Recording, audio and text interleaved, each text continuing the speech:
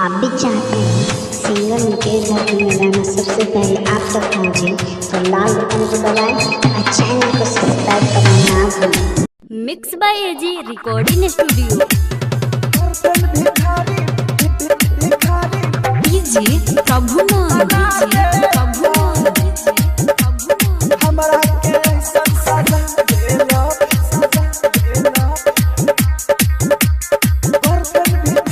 हसुनु रे यारावा हमर लाभारावा धोखा देले बिया खाली का चारावा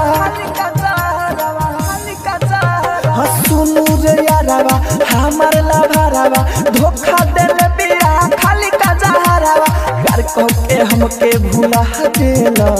प्यार कह के हमके भूला देला अरे हमरा के ऐसन सजा देला गर्लफ्रेंड भिखारी बना देला हमरा के ऐसन सजा देला गर्लफ्रेंड भिखारी बना देला हमरा के ऐसन सजा देला गर्लफ्रेंड भिखारी बना देला। Mix by AG recording studio.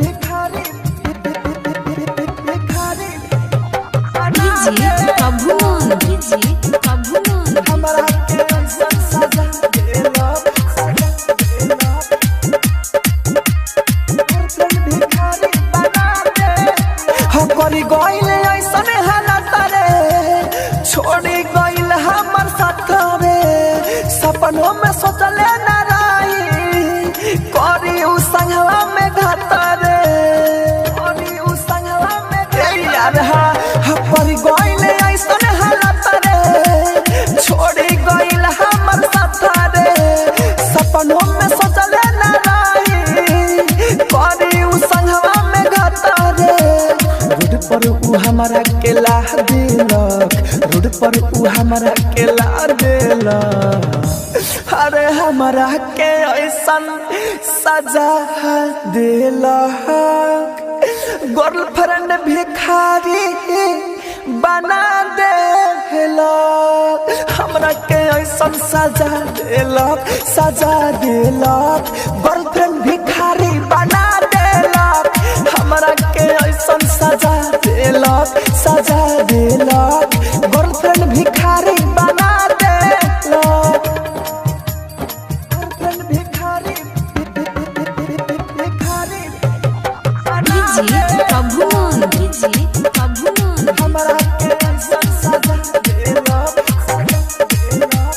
Mix by AG recording studio. हर दिल के जरा है परिवार बना गइलऊ गरीब रे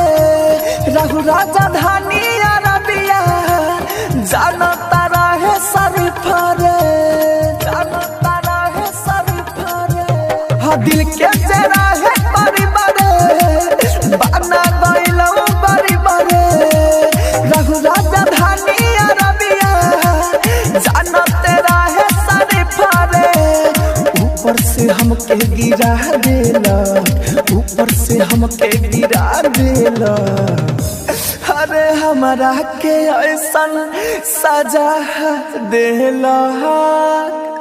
गर्लफ्रेंड भिखारी बना देला हमरा के ऐसन सजा देलक